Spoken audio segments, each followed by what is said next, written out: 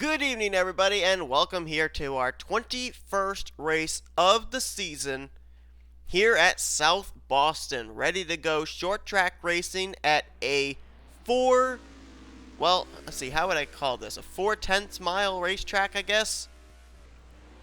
Guess that's what you'd call it. We're getting ready here tonight for good old short track racing. And these drivers are going to have 5 minutes in which to lay down one of the top 7 times. Believe me, that's more than enough time with this kind of a racetrack that we're at. Brandon Gonzalez and Chris Dowd are the only two that are taking the opportunity to get on the racetrack early. Chris Dowd trying to make his first race in the last, 5-6 weeks. It's been a long time since Chris Dowd's been able to take part in a points-paying event. And there is the Mitsubishi Lancer first out onto the racetrack of Brandon Gonzalez, 15.265. The fastest lap he's laid down. Jace Nelson now on the racetrack. Cody Lamas, Michael Norman. Just saw Joseph Srigley merging onto the track.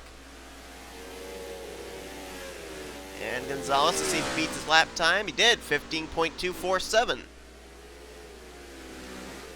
Just ahead, Michael Norman failed to make the race last week at the Glen. And the battle between him and Joshua Michaels continues on, but they continue to lose ground to 35th in points. And he's now the fastest on track as Michael Norman, 15.098, almost a 15-second flat. He might be getting some draft off the back of Stephen Pollard III, but they're on the straightaways for so little time, I don't really see how he can. Cody Lamas just jumped up to second, 15.103.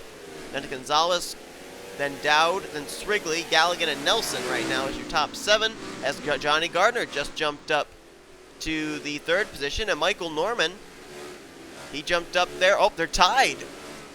He and Austin Geip are tied with the fastest lap of 15.055.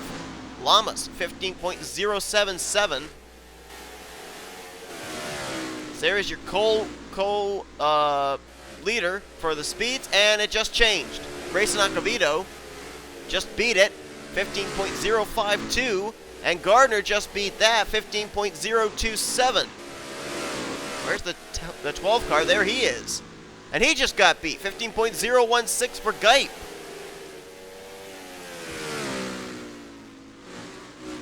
They're swapping the fastest lap around quite a bit, and now Fitzwater hits the 14s, 14.941. That is a wicked fast lap time for the John Deere Ford. My goodness, that may have just been the lap that's going to solidify him a start in tonight's race. And Acavito jumped up in the 14.9s, 14.991.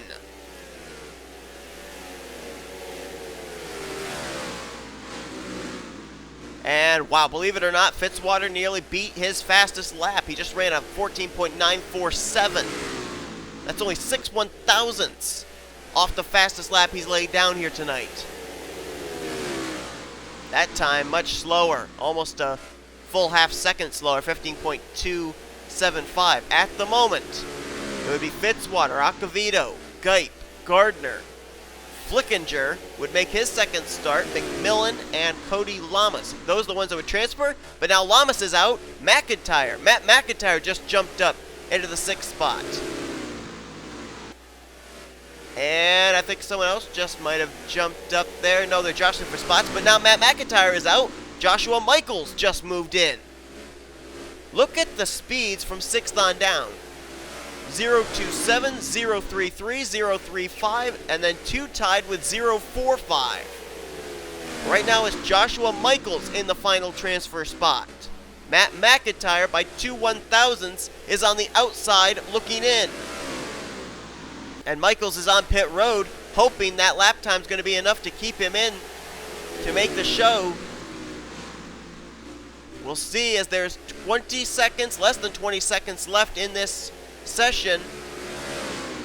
Fitzwater's definitely in. Acavito, I'm certain, is in. McMillan, Geip, and Flickinger, they might be in, but it's going to be close between Gardner, Michaels, Matt McIntyre, Michael Norman, and Kyle Matthews. Those 5 are separated by about 2/10. And there is the flag indicating that the time has run out, so drivers are completing their final laps if they had just crossed the start-finish line. Let's see if anybody makes a last-minute move up into the top 7. And it doesn't look like they will. Looks like we have our 7 drivers that will transfer in. Zachary Fitzwater with a lightning-fast time of 14.941. Grayson Acavito just 3 1/1000ths off that with a 14.944. And there you see it. Session complete. And transferring in as well will be Sam McMillan, Austin Gipe, Zach Flickinger, Johnny Gardner, and Joshua Michaels gets the final transfer position into the main event. As you look on further down, how ironic. The first 2 cars out on track, Chris Dowd, Brandon Gonzalez, had the 2 slowest lap times. But only 2 tenths separated 21st up to first place. Those were some really fast lap times laid down by everyone here tonight, but only the top 7 can transfer into the main event. So, without further ado, let's get ready now and go short track racing here at South Boston. Can't wait. Hey everybody, and welcome here as we get ready for our 3rd short track stop of the season, and maybe our shortest race of the season, as we are here at South Boston getting ready for 51 laps of racing. Now last week we went to Watkins Glen International, which turned out to be a race of attrition. We only had 15 cars even finish the race.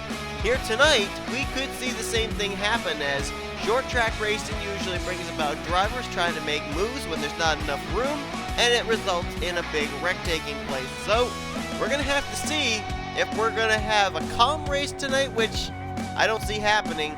I'm expecting it to be more of a wreck fest, but then again, you never know. The reasoning behind why I'm expecting this to be a wreck fest is there's only one other time on this channel that we've run at South Boston. That was a race, I believe it was chase race number 1. I might be incorrect in that, in one of our seasons of the NNSCRA Snickers Cup Series, now retired.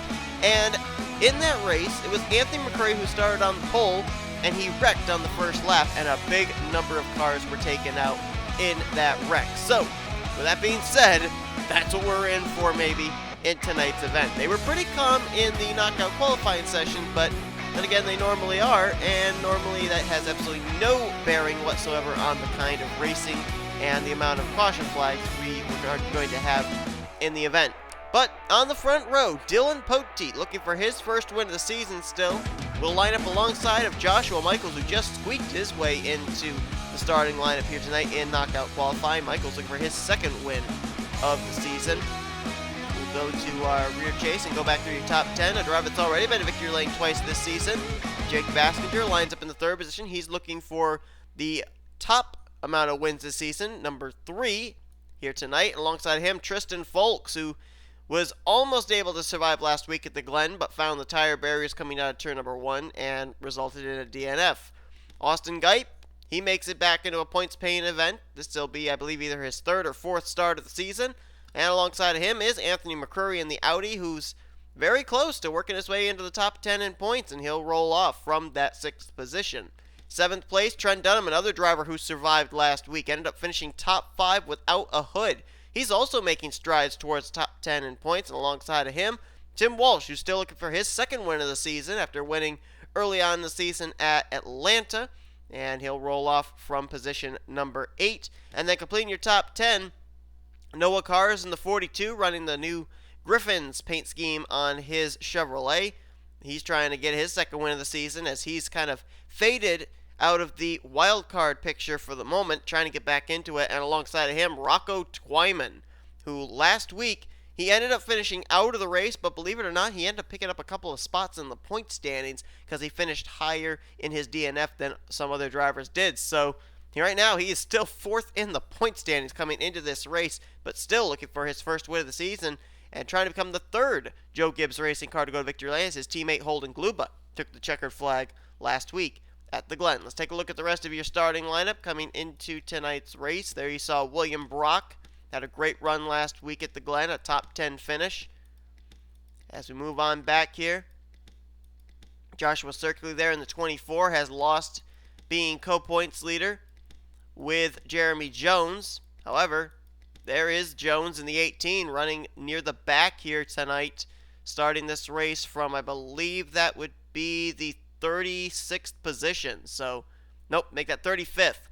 So he's got a lot of work to do here tonight. There's Benjamin Miles, 5th in the point stands, also starting near the rear of the field for this one. And then AS Racing makes up the final row with John Art and Carson Scott. So, without further ado, that was weird. I apologize for that. I apparently had a video finished saving, and it popped up right in front of the game. So anyway, without further ado, let's get ready to go. What the heck? Now the internet just popped up. Okay, wow. I apologize, folks. I don't know why that is doing that. So anyway, let's get ready to go racing here tonight at South Boston. Hopefully this time no more pop-ups.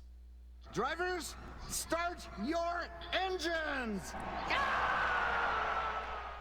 Alright, so as we're getting ready to go here tonight in the Boston 200, we'll see just exactly how many laps will run under the caution flag. This is a 0.4 mile racetrack. 0.4 of a mile. A little bit smaller than Bristol. And about, well, a little bit more banking in the straightaways than Martinsville, but it's almost like a Martinsville-Bristol mix in a way. But here we go. Getting ready to go green. And the green flag's out, and Dylan Pote did not get up there with Joshua Michaels, and I don't know if Michaels is going to get a penalty for that or not. Pote gets to the lead, though. And now Joshua Michaels will try and tuck in second. Jake Baskinger trying to get the run there. He's up to third. Trying to bypass Joshua Michaels for that position. And yes, okay, apparently the 10 car did get penalized. He's on pit road. And the caution flag is out, though, so that might save Joshua Michaels from going down a lap. And there you see Rex up ahead, right in front of the leaders. Pote has to slow down. A couple other drivers on pit road, Joshua Lee and Levi McIntyre, as the field all try and slow up here. And I don't know if the 99 and the 5 were the reason for the wreck or if they got penalized, but there you see Lee is on pit road. Oh, he's got damage.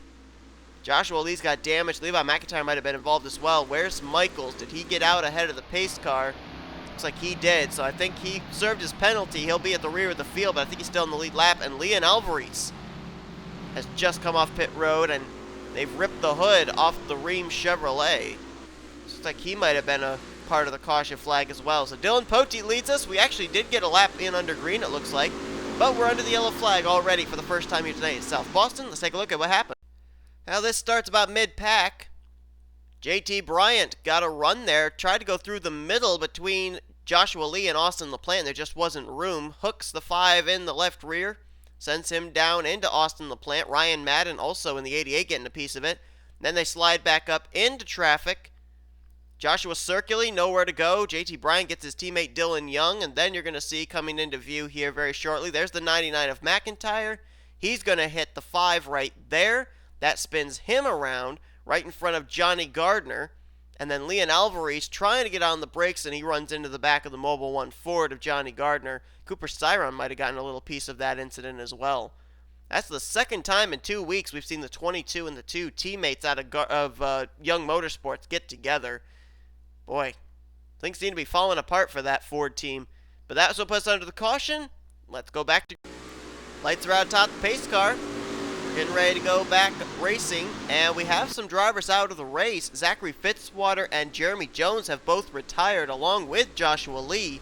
Not certain what happened there. We're going to have to look back at a replay at some point and see what happened to the driver who came into this race as the points leader, Jeremy Jones. Levi McIntyre is the only car a lap down that they have to contend with here. Whoa! Blaine Key slammed the wall back there. I think he kept it straight, but he plowed hard into that turn 2 area just coming off the corner. Right there you can see those blue and white barrels. That's where Blaine Keys hit. So Poteet leads. Rocco Twyman's now up to second behind the lap machine of Levi McIntyre's now. He moves to the inside to take and move by for that spot to try and run down Dylan Poteet. Tristan Folks running there in 4th. Jake Baskinger in 5th. Right now it's Chevy, Toyota, Ford, and then another Chevy. Noah Carr is now moving into that 5th position. Anthony McCurry now to the inside of Tim Walsh. He'll take 6th place. Walsh now back to 7th.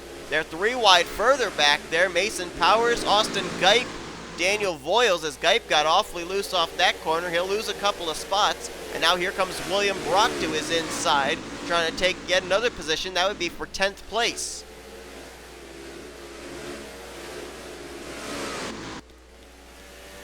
And Joshua Michaels back on pit road in the 10 car. Now, he was still on the lead lap. He came to pit road after a penalty on the start of this race. But apparently now decided to come to pit road. And I don't know if this is scheduled or unscheduled. But Dylan Poteet checks out for the moment over Rocco Twyman, who just cut the lead down by about a 10th. Well, they're actually saying it was only by about 3 1/1000ths. Or 3 100ths, rather, sorry. Poteet, though, trying to win. This would, if he can close the deal, and there's still about 3/4 of the way to this race to go, but just thinking out loud, if Poteet is able to close the deal and win this race, that will be the first win of the season, believe it or not, for Tweenix Racing. Came in with a 4-car team, Poteet in the 31, Trent Dunham in the 1. Those are the only 2 right now in the top 35 in owner points. Sean Gallagher and Seth Cole, week after week, have had to try to qualify their way into each event, and both failed to make tonight's race.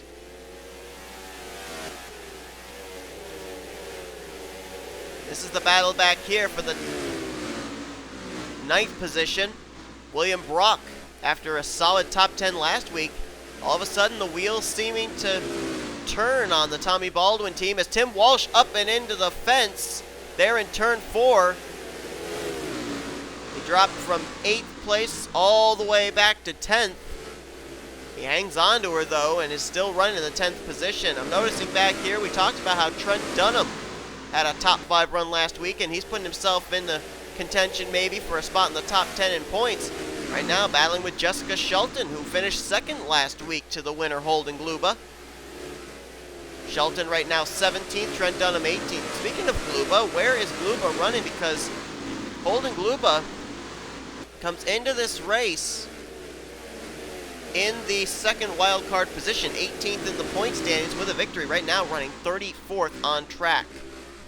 Surprisingly enough, actually, I just realized I did not give the top 10 in points coming into this race. Jeremy Jones, who has retired from the event, and we don't know why yet. We're going to have to find out. He and Fitzwater, who was actually the fastest in knockout qualifying, have both retired from the event. Jones came as the points leader by about 24 points over Joshua Circuli, who's just about to get lapped up ahead there in that 27 car.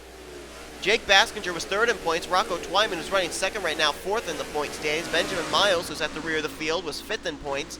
Then it was Mason Powers, Kean Eddington, Tim Walsh, Joshua Lee, who's also out of the race, finishing dead last tonight, and James Richardson. The 2 wildcard spots coming into this race were currently held by Emmanuel Hartnett, 1 win, 13th in points, and as just mentioned, Holden Gluba, 1 win last week at the Glen, 18th in the standings. Now Dylan Poteet has to go to work on slower machines at the tail end of the field. Rocco Twyman going to use this to try and close in the gap on Dylan Poteet for the lead, as Poteet having a little bit of difficulty getting around the 22 of Circuli. Now moves to the inside line, and Joshua Circuli, 2nd in the point standings, will now fall a lap down to the leader. Just ahead, JT Bryant, Grayson Acavito. Acavito had to race his way into tonight's event. Then it will be Benjamin Miles and the 38 of Carson Scott. Rocco Twyman makes quick work of Joshua Circuli, now tries to reel in Dylan Poteet again. Poteet trying to get around Grayson Acavito, put him a lap down. And whoa, I think Twyman got a little wide off that corner, and now the lap machine of Joshua Circuli gets back to his inside. That's going to allow a little bit of distance for Dylan Poteet at the moment, but there's a hornet's nest up ahead of him there. Acavito, Bryant, Miles, Mason Wood, Carson Scott, and then just up ahead of them, a couple of teammates out of Joe Gibbs Racing, Cooper Cyron and last week's winner Holden Gluba, as Carson Scott up and in the wall, Comes right down and almost in front of second place Rocco Twyman. Poteet, he'll put Grayson Acavito down a lap now. And now he'll go to work on Mason Wood. Meanwhile, one driver I got to give a shout out to here. Ended up getting into the wall on the first caution. Austin LaPlante, apparently that left side damage not causing him much of a problem. And right now running solidly in the 10th position. But he's got some drivers behind him that want to take that spot. Ryan Madden, who also was collected in the first caution of the day. You got Kian Eddington, who dropped from being up near the points lead all the way down to 7th in points. He's there along with Jessica Shelton. Tim Walsh, Trent Dunham also back behind this. And our wildcard spot number 1 holder, 13th in the points, Emmanuel Hartnett's not too far back either. Oh boy, looks like we're going to have some interesting battling here going on for 4th place. Jake Baskinger got around some of these lap machines. Tristan Folks having trouble though. Noah Carr is going to take away the 4th position. Anthony McCurry now moves into 5th. This is certainly a much better run for McCurry than what I mentioned back when the Snickers Cup Series ran here, when he was on the pole and wrecked on the first lap. Right now, he's in the top 5, and McCurry, he is making a case for himself to get up into the top 10 in the point stage. There's no doubt about that. Trouble! Cooper Cyron spins right in front of Joshua Circley. Folks involved. William Brock is in it. Folks and Brock were both running in the top 10 and both get damage. And Cyron is smoking. We're under caution for the 2nd time here tonight at South Boston. Cyron's trying to find a way back to the inside to get to pit road, but there's just no way to get there. And oh, he's going to turn right down into the Richardson. He's trying to get to pit road, but they're not letting him get there. Oh, and Sam McMillan just hit the pit wall. Holden Gluba, Charles Sanford, their hoods are all crunched up. Circuli has hit pit road after he clobbered the 19. Sam McMillan, he just got put into the pit wall by Cooper Cyron, who now I believe is going to be able to get to pit road, but wow. There you see the damage on last week's winner, Holden Gluba. Benjamin Miles all crunched up. There is Charles Sanford, 26th, 27th, and 28th they were last scored. And wait a minute, Poteet lost the lead apparently. I didn't even see that happen. That might have happened from the wreck. Poteet's back in 3rd now. The new leader is Rocco Twyman in the 11. So we're under caution for the 2nd time here tonight. Now we're going to do 2 things. We're first going to look back and see what involved our points leader, Jeremy Jones, with Zachary Fitzwater, that had them retire after our first caution. Then we'll look and see what put us under the caution for the 2nd time here tonight at South Boston. This was while we were under the caution back on lap 3. And there you see they just started stacking up. Dylan Young, JT Bryant, Fitzwater, Jones, Benjamin Miles, and that's where Joshua Circuli got his damage from. They all just started backing up here under pacing. So, boy, a tough break there for Jeremy Jones and that 18 team. They were running okay. They had avoided the wreck, but there you can see they had a lot of damage. So did Fitzwater, and that's what retired both those drivers from the race early. It wasn't the wreck itself. It was a follow-up wreck after a stack-up under pacing. That's why JT Bryant also was hoodless. And remember I said I didn't see Dylan Poteet lose the lead on the ticker? Well, here's why. This was a battle just ahead of leader Dylan Poteet. Cooper Cyron going to get hooked by JT Bryant. And then right here, Cooper Cyron comes right back up and he collected the leader.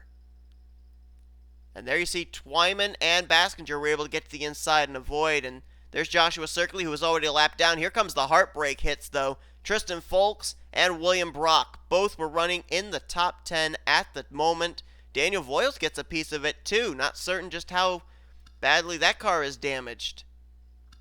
LaPlante goes through. He makes it through. So does Madden, Eddington, Shelton, Walsh, Trent Dunham. But my goodness. And then, if we fast forward a little bit here, Cooper Cyron's trying to find a way to pit road. And right here, he tries to turn down. Richardson's already there. Richardson, fortunately, was able to get the car refired and continue on, but the 41 of McMillan is still on the inside. And as the 19 continues to turn to the left, McMillan just has nowhere to go and runs straight into the entrance of the pit wall, and I believe the car got stuck there as well. So that's a tough break there for Sam McMillan. I don't know where he crossed the line in last. He was 20th. He was in the top 20, and he may be able to continue, but he's going to be off the lead lap. That's a tough break there for the 41 car. So we'll get ready to go back to green. We got a lot of drivers out of the race after all that. Apparently Joshua Michaels was disqualified. Now, I'm not certain why that happened. Apparently he came down, served his penalty, but they disqualified him. Charles Sanford, Holden Gluba, Benjamin Miles, they were out of the race. Cooper Cyron and Joshua Cirkley have all officially retired. Rocco Twyman's your leader, but he's got some lap machines he's got to deal with here on the inside line. Carson Scott and Mason Wood, Levi McIntyre in a moment. And this could get very dicey up at the front of the field. Carson Scott's back on the lead lap now. Mason Wood trying to get his lap back. The car on the inside line that's on the lead lap is the 42 of Noah Kars. However, Jake Baskinger just cleared Levi McIntyre, and now he's got a big run, and he's trying to reel in the Sports Clips Toyota. Here he comes to the inside line. Both cars slide up quite a bit there. Didn't give each other much room. Side by side for the lead. Here comes Jake Baskinger for the top position. Twyman's trying to battle back on the outside line, but I think Baskinger may have him cleared in this corner, and indeed he does. Jake Baskinger to the lead. Twyman now back to second. Noah Kars now in third. Baskinger trying to pick up his third win of the season. His first one came at the second race of the season at Rockingham, UK. His second win ended up coming at Richmond. And here tonight at South Boston, Baskinger trying to pick up his third win of the season, which I think at this point would all but clinch him a spot in the chase for the championship, regardless of anything that happened for the remainder of the season. There's only 5 more races after this before the chase starts, keep in mind too. Laps ticking off. We've got a total of 6 laps to go. Twyman's trying to reel him in, though. There's Noah Kars. Keep in mind, Noah Kars' win came at Martinsville, a short track. And where in the world did Ryan Madden come from? He's up to 4th. Shelton's up to 5th. Here comes Twyman back to the inside, though. He's not giving up, but he can't quite make the run there in the middle of the corner. Baskinger did, but here comes Twyman again. Twyman's not giving up. He's trying to go to victory lane for the first time this season, trying to deny Baskinger his third trip to the victory lane. Dead even at the line. Baskinger's outside line holds on for now, but Twyman still continues to battle back with 4 to go. 3.5 on the back straightaway. Can Noah Kars capitalize on these two battling? He's trying to reel them in. Twyman with the advantage this time at the line. Baskinger trying to battle back on the high side. Oh, Twyman trying to move up and clear him, and he might have him cleared in this corner. He does. Rocco Twyman clears Baskinger. Here comes Noah Kars for second. 2 to go here at South Boston. Wow, Rocco Twyman ran that corner a little low. Might have had to bail out of the throttle a little bit more than he would have liked to. Can Baskinger close up? White flag displayed this time. Rocco Twyman takes the lead back from Baskinger. He's got just 4 more corners around this short track. 4/10 of a mile. Baskinger trying to reel him in, but it may be too little, too late. Through turns 3 and 4 for the final time, Joe Gibbs Racing will go to victory lane for the second week in a row. This time, first win of the season for Rocco Twyman in the Boston 200.